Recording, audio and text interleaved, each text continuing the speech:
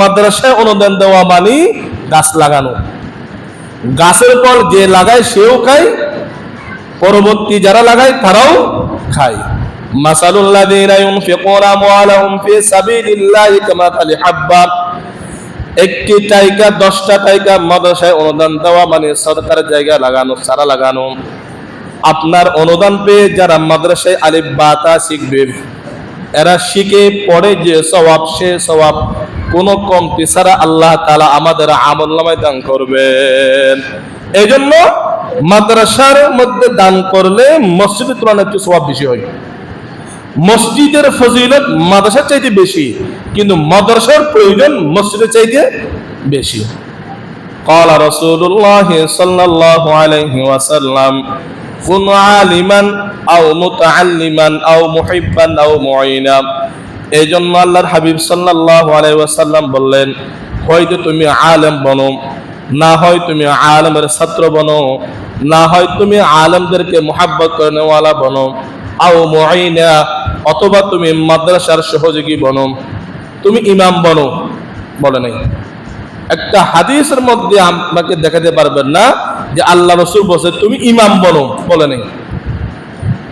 কি বলছে? তুমি আলেম বনো। তুমি ইমামকে সহযোগিতা করে সে কথা বলো না, আলেমদেরকে সহযোগিতা করো। কারণ ওই যে মসজিদ আলেম তৈরির ফ্যাক্টরি, ওটা না থাকলে মসজিদ থাকবে না, মাদ্রাসা না থাকলে আলেম হবে না, আর আলেম না হলে ইমাম তৈরি হবে না, খতিব তৈরি হবে না, মুয়াজ্জিন তৈরি হবে না, কোরআনের শিক্ষাদাতা তৈরি হবে না। এই জন্য মসজিদের আগে আমাদেরকে কোনটা ধরে রাখতে হবে বলেন? আরবে বলেন, মাদ্রাসা আমাদেরকে ধরে রাখতে হবে। এই যে আশেপাশে যত মাদ্রাসা আছে, এখানে উলুমুদ্দিনিয়া থেকে শুরু করে এখানে কারা পাহাড়, সুন্নিপাড়া, হাবিবি মাদ্রাসা, যত মাদ্রাসা আছে দ্বীনি শিক্ষা প্রতিষ্ঠান, যেখানে কোরআনের তালিম দেওয়া হয়, যেখানে রাসূলের হাদিসের তালিম দেওয়া হয়, নামাজের শিক্ষা দেওয়া হয়, মাসাইলের শিক্ষা দেওয়া হয়, এগুলোকে আমাদেরকে আগে ধরে রাখতে হবে। এগুলো যদি না ঠিকই আপনার অনুদান না দিলে ঠিকবে না। তো আগে বলেছিলাম মাদ্রাসা 3 ব্যক্তির নাম, শিক্ষক, ছাত্র আর অনুদানকারী। এই তিনটাই সমান গুরুত্বপূর্ণ। একজন পিছু গেলে মাদ্রাসা টিকবে না। সম্মানিত হাজিরিন, বাংলাদেশে অনেক জায়গায় এরকম আছে যেখানে মাদ্রাসা নেই, এলাকার মানুষের অবস্থা খারাপ, সামান্য টাকায় তাদের ঈমান বিক্রি হয়ে যায়। আবার অনেক প্রতিষ্ঠান এমনও আছে আপনাদের অনুদান না থাকার কারণে বন্ধ হয়ে গেছে। সমর্থন ব্যক্তিদের অনুদান না থাকার কারণে সেই প্রতিষ্ঠানগুলো বন্ধ হয়ে গেছে, স্কুলে পরিণত হয়ে গেছে, ভার্সিটিতে পরিণত হয়ে গেছে, অনেকের আড্ডাখানায় পরিণত হয়ে গেছে। জবাব দিতে হবে আল্লাহর কাছে।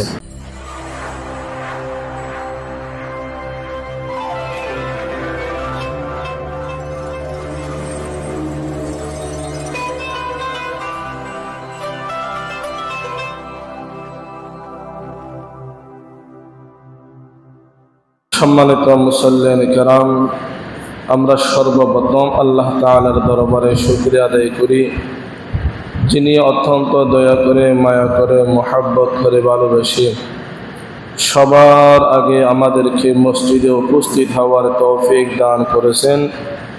এই জন্য আমরা সকলে অন্তর থেকে মহব্বত নিয়ে উচ্চ কণ্ঠে আল্লাহ তাআলার শুকরিয়া আদায় করে পড়ি আলহামদুলিল্লাহ। আমি আপনাদের সামনে পবিত্র কুরআনুল কারীম সূরাতুল ফাতির এর 29 নং আয়াত কারীমা তিলাওয়াত করেছি। সিহাসিকার প্রসিদ্ধ কিতাব বুখারী শরীফে বর্ণিত রাসূল আকরাম সাল্লাল্লাহু আলাইহি ওয়াসাল্লামের একটি ছোট্ট হাদিস বরকতের নিয়তেই আপনাদের সামনে উপস্থাপন করেছি। ইনশাআল্লাহ তিলাওয়াত আয়াত এবং হাদিসকে সামনে রেখে একই বিষয়ের উপর সংক্ষিপ্ত সময়ে আপনাদের সামনে কোরআন ও হাদিস থেকে কিছু আলোচনা করব। আল্লাহ তাআলা মনোযোগ সহকারে আমাদেরকে কথাগুলো শুনে আমল করার তৌফিক দান করুন, আমিন। আজকে আলোচনা করব মসজিদের পরে স্থান হচ্ছে মাদ্রাসা। দ্বীনের দুর্গা যাদের, যেগুলোকে বলা হয় ধর্ম ইসলামিক চর্চার জন্য যার কোনো বিকল্প নেই, তার নাম মাদ্রাসা। মাদ্রাসা না থাকলেই ইসলাম থাকবে না। মাদ্রাসা না থাকলে ধর্মীয় শিক্ষা থাকবে না, মাদ্রাসা না থাকলে এই মসজিদ টিকবে না। এই জন্য ফজিলতের ক্ষেত্রে যদি মসজিদ আগেও হয়, কিন্তু গুরুত্বর দিক থেকে মসজিদের চাইতে মাদ্রাসার প্রয়োজনীয়তা বেশি। মসজিদের তুলনায় মাদ্রাসার প্রয়োজনীয়তা বেশি। এজন্য আজকে নিয়ত করেছি আল্লাহর রসুলের ঘর মসজিদের অনুদানের ক্ষেত্রে আমাদের করণীয় কি, এই বিষয় নিয়ে। সম্মানিত হাজিরিন, ইবাদতের মধ্যে সর্বশ্রেষ্ঠ ইবাদত নামাজ। ইবাদতের মধ্যে সর্বশ্রেষ্ঠ ইবাদত নামাজ। নামাজের পরে সর্বশ্রেষ্ঠ ইবাদত আল্লাহর রাস্তায় দান করা। আব্দুল্লাহ বিন আমর রাদিয়াল্লাহু তাআলা আনহুমা হাদিস বর্ণনা করেন, জৈনব সাহাবী রাসূলকে জিজ্ঞাসা করলেন, ইয়া রাসূলুল্লাহ, আইয়ুল আমালি আফজালু ইনদাল্লাহ, আল্লাহর নিকট সবচেয়ে কোন আমলটি প্রিয়, উত্তম? ক্বালা রাসূলুল্লাহ সাল্লাল্লাহু আলাইহি ওয়াসাল্লাম, আস-সালাতু ফি ওয়াক্তিহা। আল্লাহর হাবিব বলেন, আল্লাহর কাছে অধিক প্রিয় আমল হলো সময় মতো নামাজ আদায় করা। নামাজের সময় হয়েছে কি করা? নামাজ আদায় করা। ফি আউয়ালি ওয়াক্তিহা, নামাজের সময় তিনটা, শুরু, মধ্যম, শেষ। যে কোনো নামাজকে তার শুরু ওয়াক্তে, প্রথম সময়েই পড়াটা উত্তম। ক্বালা সুম্মা আইয়ুন ইয়া রাসূলুল্লাহ, এরপরে সাহাবে জিজ্ঞাসা করলেন, এরপরে কোন আমলটা বেশি প্রিয় আল্লাহর কাছে? ক্বালা রাসূলুল্লাহ সাল্লাল্লাহু আলাইহি ওয়াসাল্লাম, আন তুত'ইমাল মাসাকিন, মিসকিন অসহায়দেরকে খানা খাওয়ানো, অর্থাৎ দান করা। মানুষকে অনুদান দেওয়া মানে কি করা? দান করা। নামাজের পরে বড় ইবাদত দান করা। মাদ্রাসায় দান করলে কেন সওয়াব বেশি? মাদ্রাসার দানের গুরুত্ব কেন বেশি? এর কারণ আমি প্রথমেই বলেছি, মাদ্রাসায় যদি দান না করি মাদ্রাসা টিকবে না। আর মাদ্রাসা যদি না ঠিকে, আমার ধর্ম কার কাছ থেকে শিখবো? দিন কার কাছ থেকে শিখবো? মাদ্রাসা না ঠিকলেই ছাত্র বাহির হবে না, আলেম বাহির হবে না, ওয়াইজ, খতিব এগুলো আসবে না। আর এগুলো না আসলে আমরা দিন কার কাছ থেকে শিখবো বলে? এখন তার নবী রাসূল আসবে না, কিয়ামত পর্যন্ত তার নবী রাসূল আসবে না। এজন্য আনাস ইবনে মালিক রাদিয়াল্লাহু তাআলা আনহু, সিহাহ সিত্তাহ, বুখারী এবং মুসলিম শরীফ উভয়ের কিতাবের মধ্যে আছে, ক্বালা রাসূলুল্লাহ সাল্লাল্লাহু আলাইহি ওয়াসাল্লাম, কুন আলিমান আও মুতাআল্লিমান আও মুহিব্বান আও মুঈনা ওয়ালা তাকুন খামিসান ফাতুহলিক। আল্লাহর হাবিব বলেন, তোমরা চার শ্রেণীর মধ্যে থেকে যে কোনো এক শ্রেণীর মধ্যে অন্তর্ভুক্ত হও। কুন আলিমা, হয়তো তুমি ধর্মীয় আলেম হও, আলেম বনো। আও মুতাআল্লিমা, যদি আলেম না হও তাহলে মাদ্রাসার তালেবে ইলম বনো, ছাত্র বনো। আও মুহিব্বা, দুটোর সুযোগ হয় নাই, তাহলে আলেম এবং মাদ্রাসার ছাত্র এতিম অসহায়দেরকে মহব্বত করনেওয়ালা বনো। আও মুঈনা, অথবা তাদের সহযোগী বনো, তাদেরকে সহযোগিতা করো। যাদের সামর্থ্য আছে মাদ্রাসা মসজিদের জায়গা দিয়ে সহযোগিতা করেন, যাদের জায়গা দেওয়ার সামর্থ্য নাই অর্থ দিয়ে সহযোগিতা করেন, যাদের অর্থ দিয়ে সহযোগিতা করার সামর্থ্য নাই সমর্থন দিয়ে, কথা দিয়ে সহযোগিতা করেন। আও মুঈনা, হয় আলেম বনো, না হয় আলেমের ছাত্র বনো। না হয় আলেম ছাত্রদেরকে মহাব্বতকারী বনো, আও মুঈনা অথবা তাদেরকে সহযোগিতা করো, ওয়ালা তাকুন খামিসা এ মুসলমান খবরদার, এই 4 গণ্ডি পেরিয়ে 5ম স্তরের মধ্যে তোমরা যাবা না। আলেমকেও দেখতে পারো না, তালেবে ইলমদেরকেও পছন্দ করো না, তাদেরকে মহাব্বতও করো না, সহযোগিতা করো না, বিরোধিতা করবা না, ফাতুহুলিকা শেষ হয়ে যাবা। যারা মাদ্রাসা মসজিদ আলেম এদের বিরোধিতা করে, এদেরকে ঘৃণা করে, ফাতুহুলিকা আল্লাহর হাবিব বলেন সে অভিশপ্ত, সে ধ্বংস হয়ে যাবে। তার ধ্বংস আস্তে আস্তে আসবে, সে বুঝতে পারবে না। তার ছেলেরা তাকে মহাব্বত করবে না, সম্মান করবে না, স্ত্রী তাকে মহাব্বত করবে না, স্ত্রী তাকে মূল্যায়ন করবে না।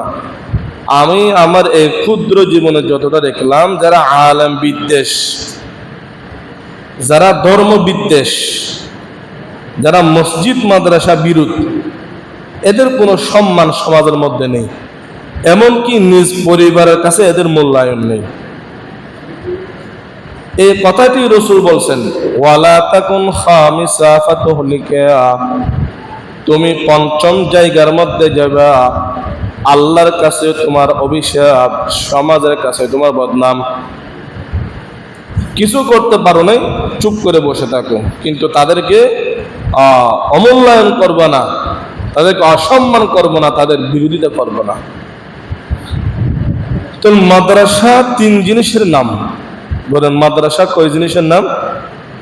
আপনারা জিমাইয়েন না, এখন শীতকাল, অনেক লম্বা সময় ঘুমানোর, সপ্তাহে আধা ঘন্টা সময় তো আলোচনা হয়, বেশি তো হয় না।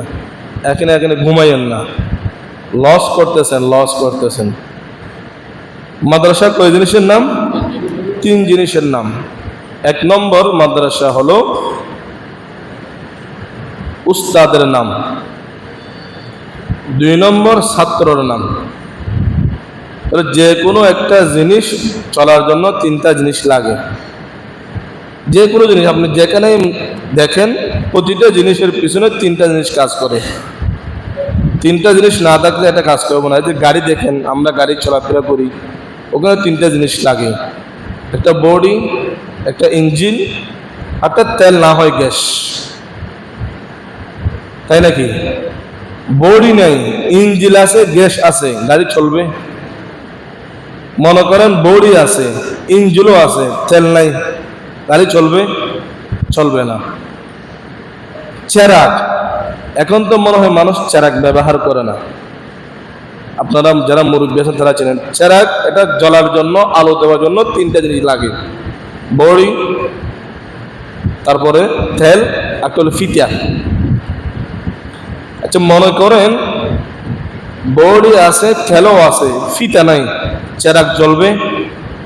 তো চেরাগের মধ্যে সবচাইতে গুরুত্বপূর্ণ জিনিস কোনটা? হ্যাঁ, 3টাই গুরুত্বপূর্ণ। মাশাআল্লাহ। একটা ছাড়া চেরাগ চলবে না। চেরাগ যদি আলো দিতে হয় 3টা লাগবে, গাড়ি চলতে হলে 3টা লাগবে। এই জন্য মাদ্রাসা চলতে হলে 3টা জিনিস লাগবে, কর্তা, শিক্ষক এবং অনুদানকারী, 3টা লাগবে। শিক্ষক না থাকলে, আলেম না থাকলে মাদ্রাসা চলবে না। আপনি অনুদান দিলেন, আপনারা বড় ডোনার, বড় বড় বিল্ডিং করে দিলেন, শিক্ষক নাই, মাদ্রাসা চলবে? চলবে না। শিক্ষক আছে, তালেবে ইলম আছে, অনুদানকারী নেই, চলবে মাদ্রাসা? চলবে না। 3টা লাগবে, সমান 3টার মূল্যায়ন। এই জন্য আল্লাহর হাবিব সাল্লাল্লাহু আলাইহি ওয়াসাল্লাম বলেন, কুন আলিমান আও মুতাআল্লিমান আও মুহিব্বান আও মুঈনান ওয়ালা তাকুন খামিসা।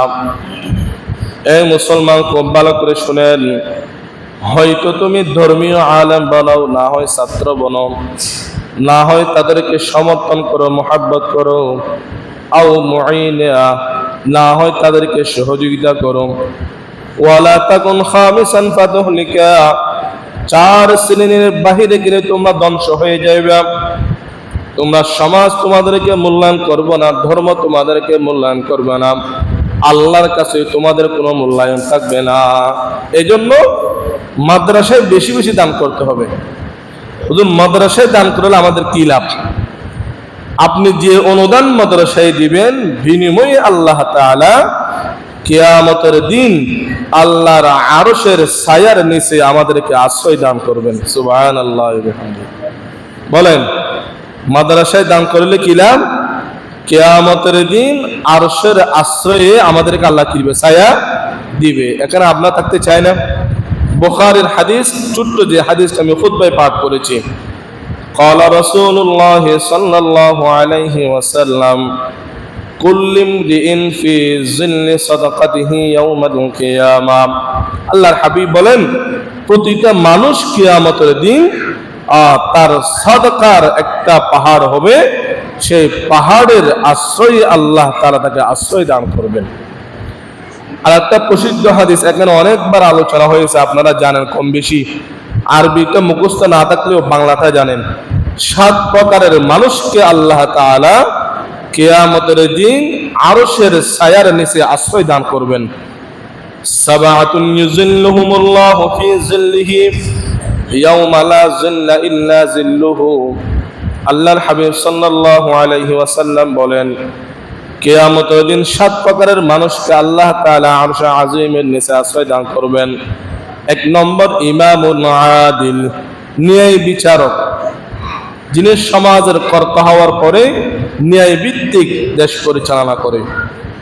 2 নম্বর, ওয়াশাবুন নাশা ফি ইবাদাতিল্লাহি তাআলা, যে যুবক তার যৌবন কালে আল্লাহর আদর্শ, আল্লাহর আইন মতো তার যৌবন কাল পরিচালনা করছে, অর্থাৎ যৌবন কালে আল্লাহকে স্মরণ করছে, আল্লাহর আইনকে স্মরণ করছে। তা আমাদের দেশে তো বেশিরভাগ মানুষ দাড়ি সাদা হলে মসজিদ ধরে, এমনটি নয়, যারা যৌবন কাল থেকে মসজিদ মুখী। 3 নম্বর, ওয়ারাজুলুন কলবুহু মুআল্লাকুম বিল মাসাজিদ, ওই সমস্ত মানুষকেও আল্লাহ তাআলা আরশের নিচে ছায়া দিবেন যাদের অন্তরটা সব সময় মসজিদের সাথে সম্পৃক্ত। কখন মসজিদের মধ্যে মুয়াজ্জিন আল্লাহু আকবার বলে তাকিয়ে থাকে, আল্লাহু আকবার আজান দিতে দেরি, তার মসজিদে আসতে দেরি হয় না। এমন মসজিদের সাথে সম্পর্ক, মানে মসজিদের যে কোনো প্রয়োজনে সে সবার আগে গিয়ে আসে। 4 নম্বর, ওয়ারাজুলান তাহাব্বা ফিল্লাহি ইজতামা আলাইহি ওয়া তাফাররাকা আলাইহি। 4র্থ নম্বর, যে 2 জন ব্যক্তি একে অপরকে মহব্বত করে ধর্মের স্বার্থে, ব্যক্তি স্বার্থে নয়, আল্লাহকে খুশি করার জন্য। আল্লাহ বলছে তোমরা একে অপরকে মহব্বত করো, তোমরা অন্তরে কারো প্রতি হিংসা বিদ্বেষ রাখবা না, এই কথা আল্লাহর আদেশ। সেই হিসাবে সে একে অপরকে মহব্বত করে। এমন যদি হয়, এই 2 ব্যক্তিকে আল্লাহ তাআলা আরশের নিচে ছায়া দান করবেন। সুবহানাল্লাহ ওয়া বিহামদিহি। 5 নম্বর, ওয়ারাজুলুন যাকারাল্লাহা খালিয়ান ফাফাযাত আইনা। 5 নম্বর, ওই ব্যক্তি যে নির্জনে বসে বসে আল্লাহর ইবাদত করে, লোক দেখানো ইবাদত নয়, নির্বাচন আসলে ইবাদত নয়, সারা বছর সারা জিন্দেগি সে গোপনে গোপনে আল্লাহর ইবাদত জিকিরের মধ্যে লিপ্ত থাকে, কেউ না দেখলেও সে আল্লাহর জিকির বাদ দেয় না। এরকম জাকিরিন যারা আছে তাদেরকেও আল্লাহ তাআলা আরশের নিচে ছায়া দান করবেন। লোক দেখানো জিকির, দেখেন আমরা মাঝে মধ্যে কি হয়, মানুষ দেখলে হাতের মধ্যে তাসবিহ নিই, সুবহানাল্লাহ। মানুষকে দেখলে যখন বাইরে হাঁটি, আর যখন সে রুমের মধ্যে একা থাকে, ব্যবসায় প্রতিষ্ঠানে যখন একা থাকে, তার হাতের মধ্যে তখন তাসবিহ থাকে না। মানুষের সামনে হলে সে মোবাইল খুলে তিলাওয়াত করে, একাকী হলে সে আর মোবাইলে দেখে তিলাওয়াত করে না। এই লোক দেখানো ইবাদত নয়। রাজুলুন যাকারাল্লাহা খালিয়া, কেউ দেখতেছে না রুমের মধ্যে একাকী, কিন্তু একজনে দেখতেছে, আওয়াজ পেয়ে বলতে হবে তিনি কে? আল্লাহ। এমত অবস্থায় যদি জারি সমস্ত ব্যক্তিরা আল্লাহ আল্লাহ আল্লাহ আল্লাহ বলে জিকির করে, সুবহানাল্লাহি ওয়াল হামদুলিল্লাহি ওয়া লা ইলাহা ইল্লাল্লাহ বলে জিকির করে, লা ইলাহা ইল্লাল্লাহ লা ইলাহা ইল্লাল্লাহ জিকির করে, এই সমস্ত জাকিরিনদেরকে আল্লাহ তাআলা আরশের নিচে দান করবেন। তাহলে জিকির করতে হবে নির্জনে, একাকী। তো হুজুর আপনি যে আমাদেরকে জিকির করান প্রতি জুমার বয়ানে আগে, এটা কি নির্জনে জানি জনসম্মুখে? এই জিকিরের মধ্যে অনেক লাভ আছে।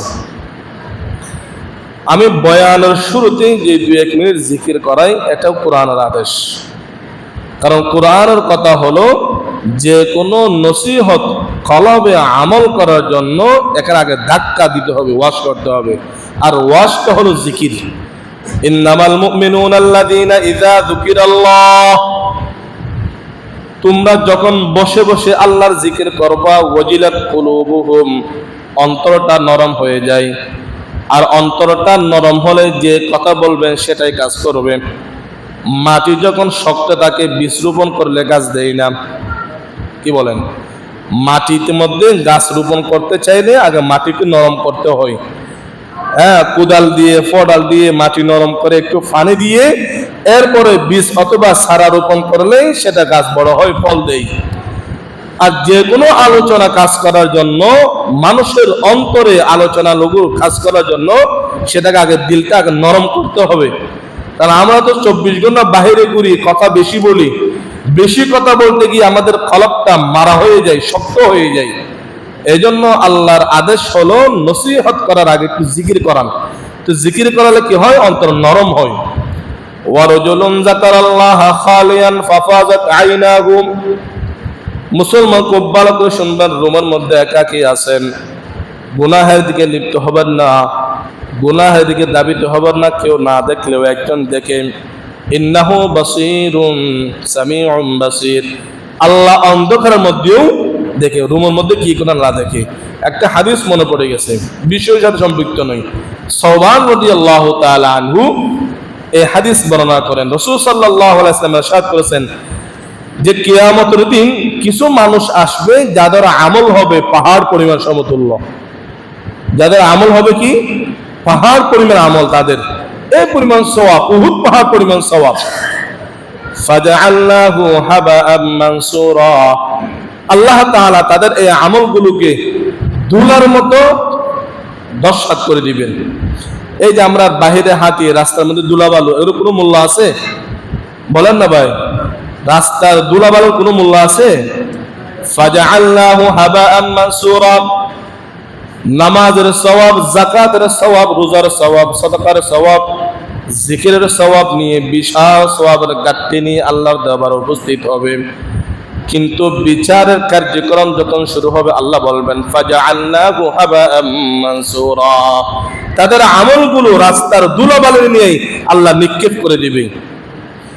এই কথা যখন বলল, সাহাবায়ে কেরামের দিলের মধ্যে ভয় ঢুকে গেছে।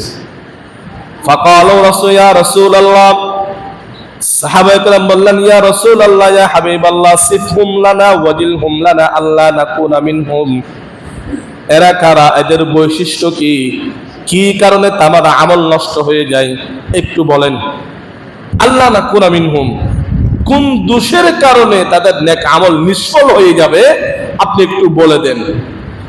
আল্লাহ রাসূল বললেন, তাদের পরিচয় হলো তারা জীবনে কোনোদিন শেষ রাত্রে তাহাজ্জুদ বাদ দেয় নাই। ইয়াকুমুনা কামা ইয়াকুমুল লাইলু, তোমরা যেমন শেষ রাত্রে উঠে তাহাজ্জুদ পড়ো, তারাও তাহাজ্জুদ পড়ে। তোমরা যেমন নামাজ পড়ো, তারাও নিয়মিত নামাজ পড়ে। তোমরা যেমন দান করো, তারাও দান করে। তোমাদের মধ্যে তাদের মধ্যে তেমন কোনো পার্থক্য নেই। তাহলে ইয়া রাসূলুল্লাহ, কি কারণে তাদের আমলগুলো নষ্ট হয়ে যাবে? বলে একটি আমল, একটি কারণে, ইন্নাহুম ইযা খালাউ ইরতাকাবু বিমুহারিমিল্লাহ, তারা যখন নির্জনে যায়, গোপন কোন জায়গায় গেলে তখন তাদের আর আল্লাহর ভয় থাকে না, তারা হারাম গুনাহের মধ্যে লিপ্ত হয়ে যায়। ওই নির্জনে গুনাহে লিপ্ত হওয়ার কারণে তার জীবনের সমস্ত আমল আল্লাহ তাআলা বরবাদ করে দেয়। নাউযুবিল্লাহি মিন যালিক। আল্লাহ তাআলা আমাদেরকে প্রকাশ্যে যেমন ইবাদত করি, নির্জনে আরো বেশি ইবাদত করার, আল্লাহকে ভয় করার তৌফিক দান করেন। তাহলে কয় প্রকার গেছে এখন? 5 প্রকার। 1 নম্বর, ন্যায় বিচারক বাদশা। 2 নম্বর যে যুবক যৌবনকালে আল্লাহর ইবাদত করে। 3 নম্বর যারা বেশি বেশি কি করে বলেন মসজিদের সাথে সম্পর্ক রাখে। 4 নম্বর যে দুইজন ব্যক্তি একে অপরকে মহাব্বত করে আল্লাহকে খুশি করার জন্য, দুনিয়ার কোনো স্বার্থ নয়, আল্লাহকে খুশি করার জন্য। 5 নম্বর যারা নির্জনে আল্লাহকে ভয় করে আল্লাহর ইবাদত করে। 6 নম্বর ওয়ারজুলুন দাআতহু ইমরাতুন যাতু মানসাবিন ওয়া জামালিন ইলা নাফসিহা ফাকালা ইন্নী আখাফুল্লাহ। 6 নম্বর ওই সমস্ত ব্যক্তি যাদেরকে কোনো বেগানা মহিলা অবৈধ প্রস্তাব দিছে, সে প্রস্তাব গ্রহণ করে নাই, আল্লাহর বয়ে বেগানা মহিলার দিকে থাকানো তার প্রস্তাবকে রিজেক্ট করে দিছে, এরকম যুবককে আল্লাহ তাআলা কিয়ামতের দিন আরশের নিচে ছায়া দান করবেন। সুবহানাল্লাহি ওয়া বিহামদিহি। 7 নম্বর ওয়ারজুলুন তাসাদদাকা বিসাদাকাতিন ফাআখফাহা হাত্তা লা তা'লামা শিমালুহু মা সানাআত ইয়ামিনু। 7 নম্বর ওই সমস্ত দানশীল ব্যক্তি যারা গোপনে গোপনে আল্লাহর রাস্তায় দান করে, এমন ভাবে দান করে তার পাশে বসা ব্যক্তিও জানতে পারে না সে কি করতেছে। ওয়ারজুলুন তাসাদদাকা বিসাদাকাতিন ফাআখফাহা, গোপনে গোপনে আল্লাহর রাস্তায় দান করা, সমাজের মধ্যে উচ্চ আওয়াজে দান করে না। আমাদের মধ্যে অনেক মানুষকে দেখা যায় প্রকাশ্যে দান করে। তো হুজুর আসেন, আপনি না মাদ্রাসায় সিডি দিয়েছেন, নেন, তেমন কিছু দিতে পারে নাই, নেন। এই 10 জনের সামনে হুজুরকে দায়িকে মাদ্রাসার জন্য অনুদান দিয়ে এমন ভাবে ভাব ধরে যেন সে হুজুরকে দিতেছে। হুজুর নেন, এগুলো আপনি নেন। তো কার জন্য? মাদ্রাসার জন্য। তো আমাকে নেন কেন বলছেন? দিছেন কার জন্য আপনি? আর কথা বলেন, দিছেন কার জন্য? মাদ্রাসার জন্য। কিন্তু আপনার কথার ধরনটা এমন যেন আমি আপনার কাছ থেকে অনুদান নিলাম, অথচ আপনারা দিচ্ছেন কার জন্য? মাদ্রাসার জন্য। তো মাদ্রাসার মসজিদের জন্য অনুদান দিতে হবে গোপনে গোপনে। ওয়ারজুলুন তাসাদদাকা বিসাদাকাতিন ফাআখফাহা হাত্তা লা তা'লামা শিমালুহু মা সানাআত ইয়ামিনুহু। এই মুসলমান, সুসংবাদ দিতেছি আপনাদেরকে, সুসংবাদ শোনাইতেছি। আজিজ নগরের এমন অনেক ভাইদের সাথে আমার সম্পর্ক, মহব্বত, তারা মাদ্রাসার জন্য অনুদান দেয়, তার পরিবারও জানে না, তার পাশে বসা ব্যক্তিও জানে না, বলে হুজুর রাখেন। মানে এমন ভাবে কথা বলে তার পাশে ব্যক্তিও তার পাইতেছে না সে কি করতেছে। এরকম অনেক আছে, এখানে অনেক অনেক আছে। এদের কথা আল্লাহ রাসূল হাদিসের মধ্যে বলছে, রাজুলুন তাসাদদাকা বিসাদাকাতিন ফাআখফাহা, যারা গোপনে মসজিদ মাদ্রাসায় দান করে তাদের জায়গা কোথায় হবে বলেন? আর বলেন না ভাই, আরশের নিচে। কোথায়? আরশের আযীমের নিচে আল্লাহ তাআলা তাদেরকে স্থান দিবে। আল্লাহ তাআলা আমাদেরকে গোপন সদকা করানোওয়ালা ব্যক্তিদের অন্তর্ভুক্ত করে নেন, বলেন আমিন। তো মাদ্রাসায় দান করলে, অনুদান দিলে সওয়াব বেশি না কম? সওয়াব বেশি। কি জন্য বেশি? আমি আপনাদের একটা উদাহরণ দিই। সূরা বাকারা 271 নম্বর আয়াতে আল্লাহ তাআলা বলেন, মাসালুল লাযীনা ইউনফিকুনা আমওয়ালাহুম ফি সাবিলিল্লাহি কামাথলি হাববাতিন আনবাতাস সাবআ সানাবিলা ফি কুল্লি সুম্বুলাতিন মিয়াতু হাব্বা ওয়াল্লাহু ইউদাঈফু লিমান ইয়াশা ওয়াল্লাহু ওয়াসিউন আলীম। এই যে আমি তিলাওয়াত করলাম একটি আয়াত, এই আয়াতের সওয়াব কত গুণ? কোরআনের একটি হরফ তিলাওয়াত করলে সওয়াব কি পরিমাণ হয় আপনারা জানেন না? ভুলে গেছেন? কোরআনের একটি হরফ তিলাওয়াত করলে কি পরিমাণ নেকি হয়? এক হরফে কয় নেকি? আওয়াজ করে বলেন, এক হরফে কয় নেকি? 10 নেকি। এখানে কতটা হরফ তার কোনো হিসাব নেই। এই যে তিলাওয়াতের সওয়াব আমি পাইলাম, আর কেউ পাই নাই মনে হয়। কে পাইছে? আমার না, আপনারা পান নাই। হ্যাঁ, আপনাদের মধ্যে যারা আমার মাদ্রাসায় অনুদান দিয়েছেন তারা পাইছে। 1 নম্বর আমার বাপ মা পাইছে, তারা আমাকে মাদ্রাসায় দিয়েছে। 2 নম্বর আমি পড়াকালীন যে বাড়িতে জাগির খেয়েছি সে জাগিরওয়ালা প্রত্যেকটা সদস্যের আমলনামায় তার সওয়াব দিয়েছে। 3 নম্বর মাদ্রাসায় যারা অনুদান দিয়েছে তাদের আমলনামায় সওয়াব দিয়েছে। মাদ্রাসার জন্য যারা জায়গা দিছে তাদের আমলনামায় সওয়াব দিছে। এই সওয়াব আমার হুজুরদের আমলনামায় গেছে। আমার হুজুর যাদের কাছ থেকে শিখছে তাদের আমলনামায় সওয়াব দিছে, তারা যার কাছ থেকে শিখছে তাদের আমলনামায় গেছে। এরকম যেতে যেতে আমার এই তেলাওয়াতের সওয়াব মুহাম্মদুর রাসূলুল্লাহ সাল্লাল্লাহু আলাইহি ওয়াসাল্লামের আমলনামায় পর্যন্ত গেছে। অর্থাৎ আমি এটা শিকার পিছনে যাদের অবদান, প্রত্যেকটা ব্যক্তির আমলনামায় এক এক হরফে 10টা করে নাকি সওয়াব হয়েছে। বলেন সুবহানাল্লাহ ওয়া বিহামদিহি। এই জন্য মাদ্রাসায় অনুদান দেওয়া মানে গাছ লাগানো। গাছের ফল যে লাগায় সেও খায়, পরবর্তী যারা লাগায় তারাও খায়। মাসালুল লাযীনা ইউনফিকুনা আমওয়ালাহুম ফি সাবিলিল্লাহি কামাসালি হাব্বা, একটি টাইকা 10টা টাইকা মাদ্রাসায় অনুদান দেওয়া মানে সরকারের জায়গায় লাগানো, চারা লাগানো। আপনার অনুদান পেয়ে যারা মাদ্রাসায় আলিফ বা তা শিখবে, এরা শিখে পড়ে যে সওয়াব, সে সওয়াব কোনো কমতি ছাড়া আল্লাহ তাআলা আমাদের আমলনামায় দান করবেন। এই জন্য মাদ্রাসার মধ্যে দান করলে মসজিদের তুলনায় একটু সওয়াব বেশি হয়। মসজিদের ফজিলত মাদ্রাসার চাইতে বেশি, কিন্তু মাদ্রাসার প্রয়োজন মসজিদের চাইতে বেশি। قال رسول الله صلى الله عليه وسلم كن عالما أو متعلما أو محبا أو معينا। এই জন্য আল্লাহর হাবিব সাল্লাল্লাহু আলাইহি ওয়াসাল্লাম বললেন, হয়তো তুমি আলেম বনো, না হয় তুমি আলেমের ছাত্র বনো, না হয় তুমি আলেমদেরকে মুহাব্বত করে নেওয়ালা বনো, আও মুঈনা, অথবা তুমি মাদ্রাসার সহযোগী বনো, তুমি ইমাম বনো। বলে নাই একটা হাদিসের মধ্যে আমাকে দেখাতে পারবেন না যে আল্লাহ রাসূল বলেছে তুমি ইমাম বনো, বলে নাই। কি বলছে? তুমি আলেম বনো। তুমি ইমামকে সহযোগিতা করে সে কথা বলো না, আলেমদেরকে সহযোগিতা করো। কারণ ওই যে মসজিদ আলেম তৈরির ফ্যাক্টরি, ওটা না থাকলে মসজিদ থাকবে না, মাদ্রাসা না থাকলে আলেম হবে না, আর আলেম না হলে ইমাম তৈরি হবে না, খতিব তৈরি হবে না, মুয়াজ্জিন তৈরি হবে না, কোরআনের শিক্ষাদাতা তৈরি হবে না। এই জন্য মসজিদের আগে আমাদেরকে কোনটা ধরে রাখতে হবে বলেন?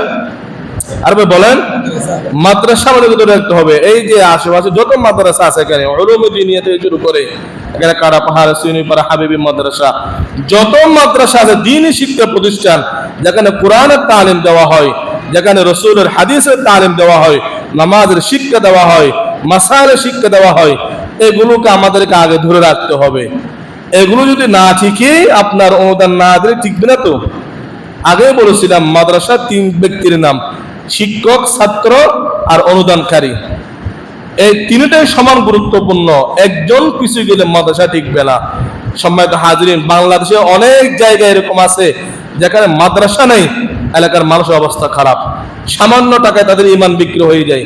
আবার অনেক প্রতিষ্ঠান এমনও আছে আপনাদের অনুদান না থাকার কারণে বন্ধ হয়ে গেছে। সমর্থন ব্যক্তিদের অনুদান না থাকার কারণে সেই প্রতিষ্ঠানগুলো বন্ধ হয়ে গেছে, স্কুলে পরিণত হয়ে গেছে, ভার্সিটিতে পরিণত হয়ে গেছে, অনেকের আড্ডাখানায় পরিণত হয়ে গেছে। জবাব দিতে হবে আল্লাহর কাছে। আল্লাহ তাআলা আমাদেরকে মাদ্রাসা, মসজিদ, এতিম অসহায়দের পাশে দাঁড়ানোর তৌফিক দান করুন, আমিন। আপনাদের সর্বশেষ একটা হাদিস বলে আমার আলোচনা শেষ করতেছি। আবু সাঈদ আল খুদরি রাদিয়াল্লাহু তাআলা আনহু, এই হাদিসটি আপনারা পাবেন ইবনে মাজাহ, তিরমিজি এবং বুখারীর মধ্যে। ক্বালা রাসূলুল্লাহ সাল্লাল্লাহু আলাইহি ওয়াসাল্লাম, আইয়ুমা মুসলিমিন কাসা মুসলিমান আলা উরাতিন কাসাহুল্লাহু মিন খুদারিল জান্নাহ। আল্লাহর হাবিব সাল্লাল্লাহু আলাইহি ওয়াসাল্লাম বলেন, যদি কোনো মুসলমান অসহায় উলঙ্গ ব্যক্তিদেরকে কাপড় পরিধান করায়, তার সামর্থ্য নাই টাকা কাপড় কিনার, এতিম মানুষ, বাপহারা সন্তান, এরকম ব্যক্তিকে যদি কেউ এক জোড়া কাপড় দিয়ে সহযোগিতা করে, কাসাহুল্লাহু মিন খুজারিল জান্নাহ, যিনি কাপড় দিছে আল্লাহ তাআলা তাকে জান্নাতের রেশমি কাপড় কিয়ামতের দিন পরিধান করাইবেন। সুবহানাল্লাহি ওয়া বিহামদিহি। 2 নম্বর, ওয়া আইয়ুমা মুসলিমিন আতআমা মুসলিমান আলা জুইন আতআমাহুল্লাহু মিন সিমারিল জান্নাহ, যদি কোনো মুসলমান ক্ষুধার্ত মুসলমানকে একবেলা খানা খাওয়ায়, কোনো মুসলমান যখন ক্ষুধার্ত কোনো মুসলমানকে একবেলা খানা খাওয়াবে, হোক সেটা সবজি দিয়ে, হোক সেটা ডাল দিয়ে, অথবা আপনার সামর্থ্য অনুযায়ী মাছ গুস্ত দিয়ে খানা খাওয়াইলেন, আতআমাকাল্লাহু মিন সিমারিল জান্নাহ, আল্লাহ তাআলা আপনাকে কিয়ামতের দিন জান্নাতের ফল দিয়ে মেহমানদারি করবেন। সুবহানাল্লাহ পড়বেন না? ওয়া আইয়ুমা রাজুলিন সাকা মুসলিমান আলা জামইন, একজন পথচারী ব্যক্তি তার তৃষ্ণার্ত, পানি নাই, আপনি একটা নলকূপ বসাইতে যান রাস্তার মধ্যে, পানি তারা কষ্ট পাইতেছে, আপনি একটা নলকূপ বসাই দিলেন, অথবা বাড়ির থেকে একটা পানির ল্যাম্প বাহিরে দিলেন। এরকম দেখা যায় আলহামদুলিল্লাহ আমাদের সমাজে অনেক রকম পরিবর্তনশীল। বাড়ি করছে, পানি খাওয়ার জন্য একটা ট্যাপ বাড়ি বাহিরে রাখছে যেন সমাজের মানুষ পানি খেতে পারে। আপনি নলকূপ বসাইছেন, সামর্থ্য আল্লাহ আপনাকে দিছে, একটা ট্যাপ আপনি বাহির করে দেন। আপনার প্রতিবেশী সামর্থ্য নাই, ফেক বসাইতে পারে নাই, সে আপনার টিউবওয়েল থেকে পানি খাবে, কি লাভ হবে জানেন? সাকাহুল্লাহু মিনার রাহিকিল মাখতুমি, জান্নাতের স্পেশাল একটা শরবত আছে রাহিকুল মাখতুম, যে মানুষ অপর মানুষকে পানি পান করাইবে আল্লাহ তাআলা তাকে রাহিকুল মাখতুম থেকে জান্নাতের স্পেশাল শরবত কিয়ামতের দিন আল্লাহ তাআলা তাকে পান করাইবেন। সুবহানাল্লাহি ওয়া বিহামদিহি। এই তিনটার সুযোগ মাদ্রাসায় আছে। মাদ্রাসায় শত শত এতিম ছাত্র, আপনারা হয়তো বাৎসরিক একবার দেখেন সমাজের মধ্যে কে এতিম আছে তার খোঁজখবর নিয়ে তাকে আপনি ঈদের সময় একটা উপহার দেন। বাকি সারা বছর হয়তো আপনার সুযোগ হয়ে থাকে না, কিন্তু প্রতিষ্ঠান মাদ্রাসা এমন একটা জায়গা যেখানে সারা বছর চাইলে আপনি এতিমদের পাশে দাঁড়াতে পারবেন। আমার মাদ্রাসায় 75 জন এতিম ছাত্র আছে, চেয়ারম্যান থেকে সমাজ থেকে সনদ নেওয়া 75 জন। আর এমন তো গরিব আছে অনেক, শত শত আছে, এর মধ্যে 1300 জন ছাত্র আছে। এরকম অতীমদেরকে যদি আপনি এক জোড়া কাপড়ের টাকা দিয়ে সহযোগিতা করেন, আল্লাহ তাআলা কিয়ামতের দিন জান্নাতের রেশমি কাপড় আপনাকে পরিধান করাইবে। এতিমদেরকে একবেলা খানা খাওয়ান, নিয়ত করেন না ইনশাআল্লাহ, হুজুর আমি একদিন আপনার এতিমদেরকে একবেলা মুরগি দিয়ে খানা খাওয়াবো। কত টাকা যাবে? আর 5000, 10000। আপনি একবেলা খানা খাওয়ালেন এতিমদেরকে, খাওয়াইতেছে তো অনেক। কালকেও আমাদের মাদ্রাসার 3 জন এতিমের দায়িত্ব নিয়েছে এক ভাই, সারা বছরে এতিমদের খরচের দায়িত্ব নিয়ে নিছে। এরকম আল্লাহর বান্দারা অনেকে আছে, নিতেছে। আপনিও থাকেন এতিমদের পাশে, দেখবেন এর ফলাফল কিরকম। কিয়ামতের দিন আল্লাহ তাআলা আপনাকে জান্নাতের রেশমি কাপড় পরাইবে, জান্নাতের ফল দিয়ে আপনাকে মেহমানদারি করবে। তাদেরকে একবেলা পানি খাওয়ান, কিয়ামতের দিন আল্লাহ তাআলা আর রাহিকুল মাখতুম জান্নাতের স্পেশাল শরবত দিয়ে আল্লাহ তাআলা আপনাকে মেহমানদারি করবে। রাজি আছেন তো ইনশাআল্লাহ? শুধু আমার মাদ্রাসায় দিতে হবে এমন কথা বলি নেই। এই যে আমাদের পাশে যে মাদ্রাসার অনুদান হয়তো এই আজিজনগরবাসী বলতে পারবে না, উলুমিদিনিয়া মাদ্রাসা না থাকলে হয়তো আপনার দিনও শিখতে পারতেন না। প্রতিটা এলাকার মধ্যে মাদ্রাসার অবদান অপরিসীম। এই মাদ্রাসা আছে বলে এখানে এতগুলো মসজিদ, মানুষ নিয়মিত নামাজ পড়তেছে। এদিকে আমাদের হাবিবিয়া সুনিপাড়া হাবিবিয়া মাদ্রাসা, এদিকে কাটা পাহাড়ের মাদ্রাসা। এই মাদ্রাসার অনুদান বেশি। আমাদের উত্তরপাড়া নুরুল কুরআন মাদ্রাসা ভিতরে কেউ দেখে না, খেয়াল করে না। আরো ভিতরে আছে অনেক ছোট ছোট মাদ্রাসা আছে। সব মাদ্রাসায় অনুদান রাখবেন কম বেশি। কোনটা আল্লাহর কাছে কবুল হয়ে যায় আমাদের কারো জানা নাই। রাজি থাকবেন, করবেন তো ইনশাআল্লাহ?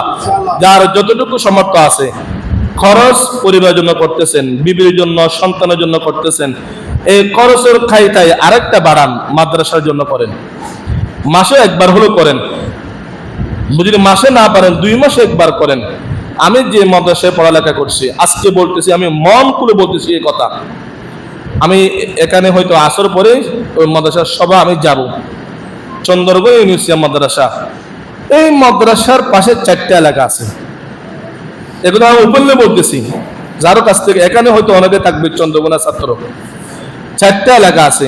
এদের নিয়মটা কি জানেন? একজন রিক্সা চালক সে যদি দৈনিক 1000 টাকা ইনকাম করে, তার টাকাকে সে 3 ভাগ করে। 1 ভাগ তার পরিবারের জন্য ব্যয় করে, 1 ভাগ সে সঞ্চয় করে, আর 1 ভাগ টাকা সে প্রতিদিন মাদ্রাসা অনুদান দেয়। প্রতিটা ছাত্র প্রতিদিন মাদ্রাসার মধ্যে 50 জন 60 জন ছাত্রের দাওয়াত থাকে। আমি এদের মধ্যে একটা মানুষ গরিব নেই। এরা যত দেয় আল্লাহ এদেরকে তত দেয়। আমি যখন 2007 সালে ওখানে পড়াশোনা করতাম, মাদ্রাসার বার্ষিক সবার ইনকাম ছিল 3 লক্ষ টাকা, 4 লক্ষ টাকা। এলাকার মধ্যবিত্ত। আর গত বছর এই মাদ্রাসার ইনকাম হয়েছে 80 লাখ টাকা সবাই। কত টাকা? আর যারা অনুদান দেয় মাদ্রাসার লাগাইয়া যে পাড়া। এটা আগে ছিল বেড়ার ঘর, মাটির ঘর, একটা ঘরও এখন কি নেই, পাকা মাটি, সব পাকা পার হয়ে গেছে। তারা যত বেশি মাদ্রাসায় দেয় আল্লাহ তাআলা তত বেশি তাদেরকে দান করতেছে। কি ভাই, এটা কোরআনের ওয়াদা। ওয়ামা আতাইতুম মির রিবাল লিয়ারবু ফি আমওয়ালিন নাস ফালা ইয়ারবু ইনদাল্লাহ। আপনার হয়তো অনেকেই, আবার অনেকের মধ্যে আছে শত মধ্যে দুই একজন নেগেটিভ ভাব থাকে, মনে হয় অনুদানগুলো আমরা হুজুরদেরকে দিতেছি। ওয়াল্লাহি একটা টাকা আমাদের কাছে আসে না। আমরা আপনাদের কাছে আসার সময় প্রথমে নিজের পকেট থেকে মাদ্রাসায় দিয়ে আসি। সব মাদ্রাসায় নিয়ম দেখবেন, সে সমস্ত শিক্ষকরা মাদ্রাসার সবার কালেকশন করে আপনাদের কাছে আসার আগে প্রথমে নিজের পকেট থেকে দিয়ে আসে। কত টাকা দিয়েছি আর সেটা তো বলার দরকার নেই, সেটা আল্লাহ ভালো জানে। ওয়ামা আতাইতুম মির রিবাল লিয়ারবু ফি আমওয়ালিন নাসি ফালা ইয়ারবু ইনদাল্লাহ। যত বেশি মাদ্রাসায় দিবেন তত বেশি আল্লাহ আপনাকে দিবেন, কারণ এটা ফেরেশতাদের দোয়া। বুখারীর হাদিস, প্রতিদিন দুইজন ফেরেশতা আসমান থেকে নামে বলে, আল্লাহ আল্লাহুম্মা আতি মুনফিকান খালাফা। যে ব্যক্তি মাদ্রাসায় 100 টাকা দিছে, ফেরেশতা বলে, আল্লাহ তুমি তাকে 1000 টাকা মালিক বানিয়ে দাও। যে ব্যক্তি মাদ্রাসায় 1000 টাকা দেয়, ফেরেশতা বলে, আল্লাহ সে 1000 দিয়েছে, তুমি তাকে 1 লক্ষ টাকার মালিক বানিয়ে দাও। আর যে ব্যক্তি কৃপণ মসজিদ মাদ্রাসায় এতিমদেরকে দেয় না, এরকম কৃপণ ব্যক্তি যখন টাকা তাও দেয় না, সমর্থ আছে যখন দেয় না, ফেরেশতা বলে, আল্লাহুম্মা আতি মুমসিকান তালাফা। আল্লাহ তার এই 1 লক্ষ টাকাকে তুমি অধিসত্তর ধ্বংস করে দাও। তাহলে আমরা সবাই মসজিদ মাদ্রাসা এতিম অসহায় এদের পাশে দাঁড়াবো ইনশাআল্লাহ, সমর্থন ওজনে ইনশাআল্লাহ। আল্লাহ তাআলা আমাদেরকে তৌফিক দান করেন, আমিন। ওয়া আখিরু দাওয়ানা আলহামদুলিল্লাহি রাব্বিল আলামিন। আগামী বৃহস্পতিবার আমি যে প্রতিষ্ঠানে আছি, চকরিয়া বহদ্দারকাটা ইসলামী আরবিয়া মাদ্রাসা, অনেক বড়, চকরিয়া পেগুয়ার মধ্যে অত বড় প্রতিষ্ঠান নেই, 1300+ ছাত্র, সর্বোচ্চ মাদ্রাসা এটা। সভা আপনাদেরকে দাওয়াত দিলাম, যারা পারেন যাবে, সহযোগিতা করবেন।